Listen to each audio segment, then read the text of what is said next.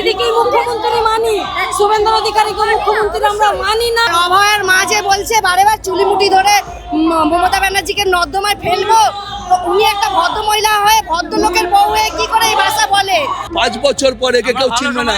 29-এ মোদী সরকার বলে বস্তুকে চিনবে না। কে বস্তু এটা কেউ আর জানতে হবে না। মোদী সরকার শেষ। আমি উত্তরপাড়ার মেয়ে, আমার ওখানে মমতা দিদিকে দেখে ভোট দিয়েছি, আমরা রচনাকে দেখে ভোট দিইনি। আমরা জনগণ আছি, দিদিকে 31-এ 208টা দেবো না, 230টা দেবো আমরা।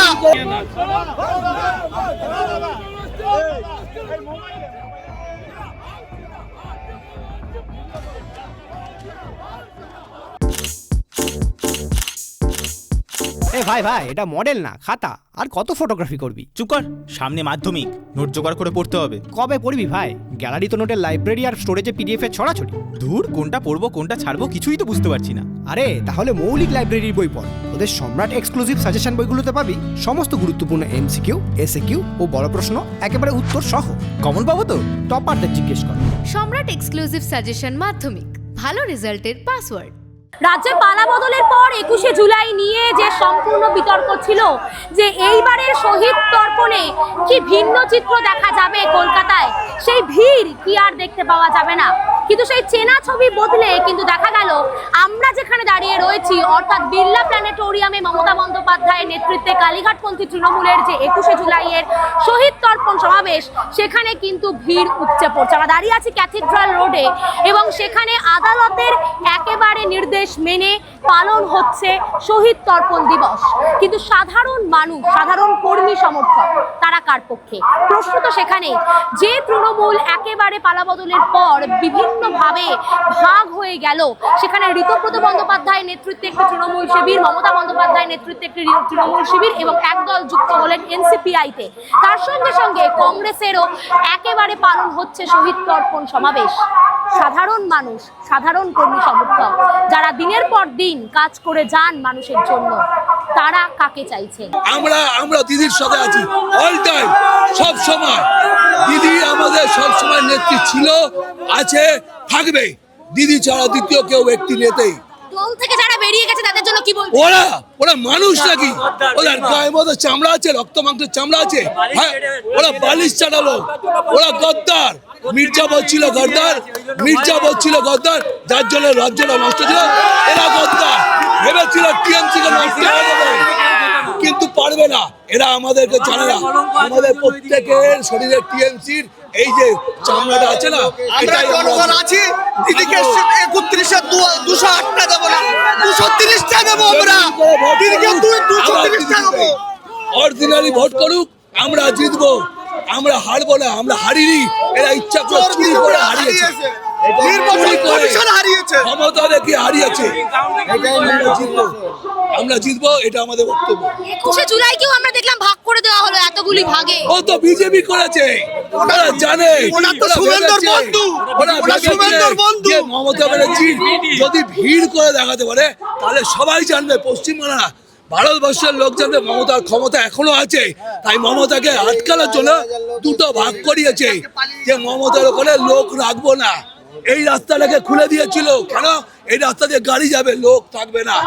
পারলো না করতে, লোকে এই রাস্তা দিয়ে দাঁড়িয়ে গেছে, ভিড় সামলাতে পারছে না। ব্রিগেড বলে চলে, ব্রিগেডের প্রোগ্রাম হলে আসতে দেওয়া হয় না।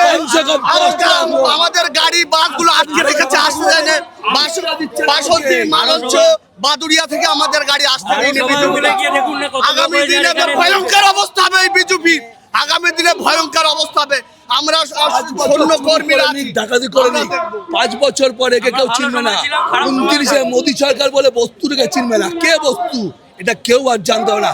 মোদী সরকার শেষ। ডিজে বাজানো নিয়ে বারেবার যে ওনাকে ডাকছে, আর অভয়ের মা যে বলছে বারেবার চুলিমুটি ধরে মমতা ব্যানার্জিকে নর্দমায় ফেলবো, উনি একটা ভদ্র মহিলা হয়ে ভদ্রলোকের বউ হয়ে কি করে এই ভাষা বলে?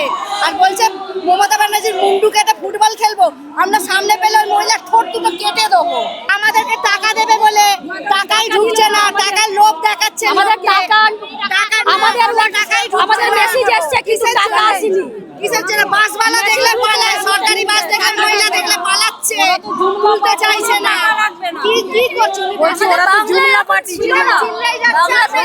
সকলে বিশ্বে সবাই তো দেখতে পাচ্ছে আমাদের বাংলার কি পরিস্থিতি। তারপরে যে শুভেন্দু অধিকারী 2 মাসের মধ্যে 2 মাস কেন একদিনের পরে থেকে কতগুলো রেপ কেস হলো, মার্ডার কেস হলো, সবকিছু এখন কেউ কিছু বলছে। ওরা শুভেন্দু অধিকারী নিজে কি বলেছিল? আমি কিছু মুখ্যমন্ত্রী লাগছে, সবাই তো বুঝতে পারছে, সারা বিশ্বের লোক বুঝতে পারছে মমতা ব্যানার্জির যেই সম্মানটা আছে, ওদের সম্মান আছে, তারপরে ভোট চোর তো ওরা তো পুরো ভোট চোর, সকলেই জানে। সব থেকে বড় চোর ছিল ববি হাকিম। আবার অনেকে ভয় ববি হাকিম, ওর হাতে পুরসভা ছিল। আবার অনেকে হ্যাঁ, পুরসভা ছিল, সব থেকে বেশি টাকা ওই। হ্যাঁ, ভয়ে গেছে, ভয়ে তো দেখানো হয়েছে। সেই হিসেবে তো জানেন তো, শুধু আমাদের নেত্রী, আমাদের অভিষেক ব্যানার্জি, সেনাপতি, এনারা টেস্ট কর, জেল যা, সবাই তো জেল গেছে, তোরা কেন জেলের ভয় পাচ্ছিস? রচনা বড় বড় কথা বলছে। ও কি ছিল? উত্তরপাড়ার লোকেরা ওকে, আমি উত্তরপাড়ার মেয়ে, আমার ওখানে মমতা দিদিকে দেখে ভোট দিয়েছি, আমরা রচনাকে দেখে ভোট দিইনি। রচনা বড় বড় কথা বলছে। এখন কলতলার যে মাসিগুলো ঝগড়া করে ওরকমই করছে। হ্যাঁ, রচনাকে আমরা দেখে ভোট দিইনি, আমরা দিদিকে দেখে ভোট দিয়েছি। রচনা যদি বিজেপিতে যাবে, ওকে আগে ইস্তিফা দিতে হবে তৃণমূল থেকে, নাহলে আমরা ওকে নাদা ছুড়বো। এরা বিজেপিতে যাচ্ছে তো এদেরকে কাজ করাবে না, এরা বসেই থাকবে, এদেরকে কোনো কাজ করাবে না। মমতা ব্যানার্জির জন্য বলছে কি ওরা ডিম খাচ্ছে, আরে ওরা মানুষ, সেই জন্য তো ডিম খাচ্ছে। ওদের ভয়, বাচ্চাদের সব বন্ধ করে দিল, ডিম যা পেতে সব বাচ্চাদের বন্ধ। আমরা চাই যারা বিজেপি সাপোর্ট করছে তারা ইস্তফা দিক, ক্ষমতা দেখাক, ইস্তফা দিয়ে তারা ক্ষমতা দেখাক, আমরা এটাই চাইছি। আর বাংলা বিজেপির দালাল চালান, বিজেপির দালাল, বিজেপির মুখপাত্র হিসেবে কাজ করে।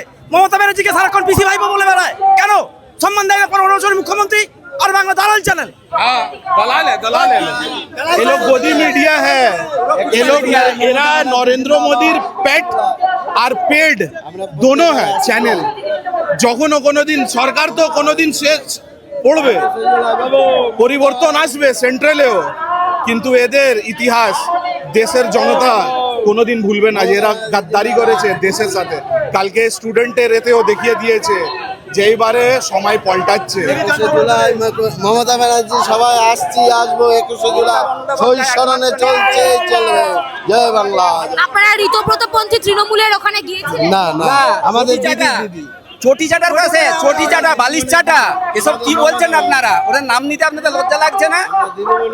হ্যাঁ, চটি চাটা, বালিশ যে এইভাবে ভাগ হয়ে গেল দুটো, ভাগ হচ্ছে না, এ তো করানো হচ্ছে, ভাগ হচ্ছে না, এসব করানো হচ্ছে। কর্মী আছে মমতার পাশে, যারা চটি চাটা, যারা বালিশ চাটা, যারা ঘুষখোর, তারাই গিয়েছে, শুধু কর্মী যায় না। আমরা কংগ্রেসেও যাচ্ছি, আমরা তৃণমূল, মমতা ব্যানার্জির মাটি মানুষ। জিন্দাবাদ, জয় বাংলা। বলো মমতা বন্দ্যোপাধ্যায় জিন্দাবাদ, মমতা বন্দ্যোপাধ্যায়ের উপরে আর কিছু হয় না। আপনারা কবে থেকে আসছেন? 21শে জুলাই সব সময় আসেন? সব সময় আসে, আমরা প্রতিবারে